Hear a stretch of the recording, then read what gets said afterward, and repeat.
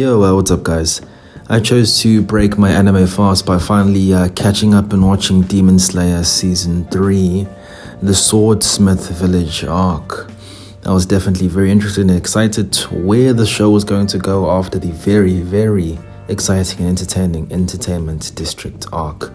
The difference is that during that arc, I was actually watching it weekly, week by week, watching every single episode. And that fight was definitely entertaining to the point that I was very, very much engaged. Unfortunately for this arc, I carry very different sentiments, and I'm sure a large amount of the fan base and people who've seen this definitely are slightly disappointed with the quality of this arc. Now, this is to no fault of the animators or the animation studio.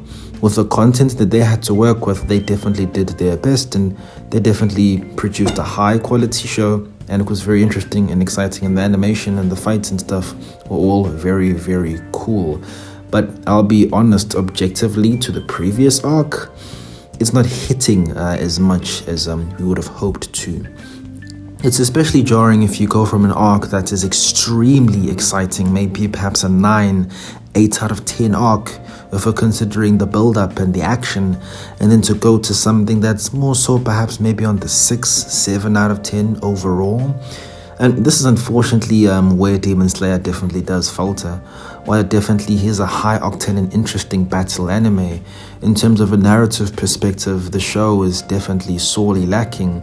And especially if the action or the villain isn't particularly compelling, or the entire situation isn't as compelling as what we've been served before, it definitely is slightly jarring and can end up leaving the fans and the viewers with quite a decent amount of disappointment in what we've been served. Now, yes, as I've said, I do definitely feel slightly disappointed, but overall, the arc was okay. From the looks of it, it definitely felt like a bridging arc. It wasn't an end-all be-all. This was something interesting that happened in between. While Tanjiro and the cast of crew here were fighting an actually stronger demon than the one in the previous Entertainment District arc, this definitely felt more like a filler or bridgeway arc towards something far more interesting, just considering the way that it was structured. And for me personally, I'll be honest, them shortening and making the episode count only being 13 definitely hurt the anime a lot more this time around.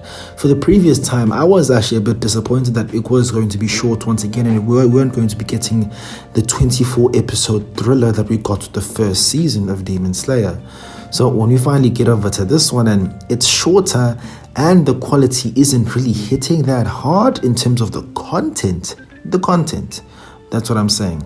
It is definitely very disappointing. Now, if this was the first part of the season and we were guaranteed some more, maybe another 13 episodes or 12 episodes after this, so at least we can be a little bit more satiated and have the hype return to us. But for me personally, it's definitely more so on the mediocre side. And I think a part of the reason I do feel this way is the way that anime and these type of newer anime, the modern animes, are structured. Previously, before, you'd be getting an anime pretty much for the majority of the year. Every single week or every single second week, you'd be getting a new episode of your favorite anime with frequent breaks in between.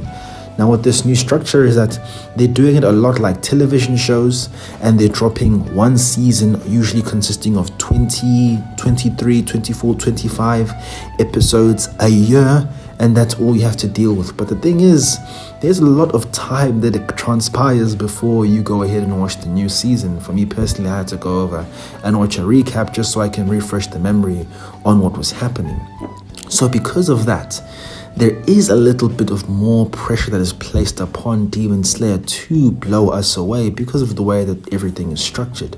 Same with My Hero Academia, which is very similar in style and tone as a popping shonen anime. And what My Hero Academia is able to do every time is that even if there are times when the season is on the weaker side, they definitely do ensure that they blow you away with something that happens in that season. I won't lie, this season of Demon Slayer definitely was eventful, with some very interesting things being explored and shown to us. Firstly, the mark. Clearly, this mark that Demon Slayers get as they progress through battle is going to be quite significant. As we saw, Tokito gets quite a powerful amp when he was fighting Upper Moon, number 5, I think it was, the lad in the vase. So it was interesting to see that, okay, this is a new aspect that's going to be put into the mix, and we'll see how much stronger this is going to make these Demon Slayers. Very, very interesting. So for me personally, after seeing this arc, I'm just personally quite interested. Okay, if these Hashiras are able to cook like this, if they were all to fight together, they definitely would do pretty well against all these Upper Moon demons. If they're all just to get them in one place, I'll be interested to see how it pans out. But that also raises a second question. What is the strength disparity between Upper Moon number 4 and the others? From Upper Moon 3, Akaza, 2, his name escapes me, and number 1. I'm very, very interested to see the strength gap between all of these demons, because they definitely do seem very, very powerful. I'm interested to see how the Hashira and Tanjiro will eventually deal with all of these guys. And of course, the very, very cool and big revelation that now, very strangely, Nezuko is able to live in the sun and not be burned and die. Very, very interesting, especially because, as we saw, she was burning at the beginning. Interested to see if we'll get some sort of explanation at some point of Nezuko being able to conquer the sun. And also in this arc, we did get the backstory of Muzan. Not exactly how he became a demon. It seemed he was taking medicine that was preventing him from completely turning, but as soon as he stopped taking it, he completely became a demon. I guess they aren't really ever going to give us an explanation, but hey, it is what it is. It's not that deep. It's really, really not that deep. So yeah, overall, this arc was all right. The villains definitely were okay. Not necessarily that I wanted more development for the villains, because I don't think giving these guys a backstory would have made the story even remotely more compelling for me personally. I'll be honest with you, when Tanjiro and the boys are fighting demons and then they switch over when they're about to die and they show their backstory, personally, I'm not that interested or care. Sometimes I even skip past that, or I feel like skipping past that. I'll be honest, not every single character needs some sort of 10-minute backstory that explains their fall from grace, them becoming a demon, and what brought them to this point. It doesn't really matter. It doesn't matter all the time if the villain is redeemably evil or irredeemably evil. It doesn't always matter. What really matters most of the time is how they operate in the present day, the build-up. Do I really care? What are the stakes? And for me personally, compared to the Entertainment District arc, this arc is objectively inferior to the platter that we were served previously. So guys, those were my thoughts. Tell me your thoughts down there in the comments as well. How do you feel about this newer arc? The studio definitely did their due justice, but for me personally, it just didn't hit the spot like that. It's okay.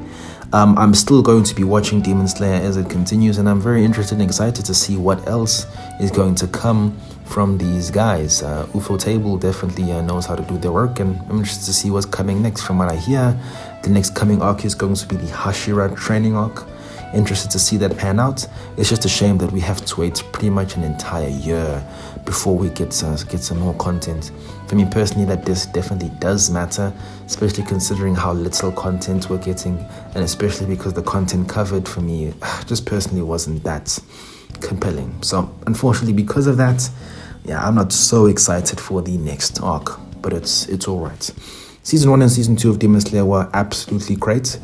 If maybe you're looking for ratings, Season 1 of Demon Slayer, I would put that definitely at a 9. A huge amount of content was covered there. Very, very interesting and entertaining by the end of it all. I'd give it a 8.5 to a 9 around there. The quality varies, but incrementally the quality of the show went up greatly, and I was very, very intrigued by the entire experience. The Entertainment District arc, very, very exciting, cool stuff. I give that an 8 out of 10. It was a visual masterpiece, a technical spectacle. Shout out to them. That was a really, really great show. Yeah, I definitely say the only thing holding back Demon Slayer, as I've said before, is the narrative frailties. It's just not compelling enough in terms of a story. So that's why if action isn't on the table, if the action and what's happening on screen isn't as exciting, that's why the story fails or falters so much, because they're definitely being carried by one aspect. if their animation crew wasn't as good as they are, Demon Slayer wouldn't be a show that's held in so much reverence as it currently is right now. But guys, those are my thoughts. If I were to give this season a rating, yeah, bro, it's rough. I'd have to give it a 6 out of 10. It's above average. It's just all right, but it's not something that's gonna blow anybody away. You feel me? If there was no due context of me knowing and caring about these characters to a certain degree, yeah, this is definitely something on the weaker side. But I definitely hope that better is to come. So tell me your thoughts down there in the comments. Like, comment, and subscribe. Tell me your thoughts down there in the comments. And let's have a discussion on this. Take it easy, gents.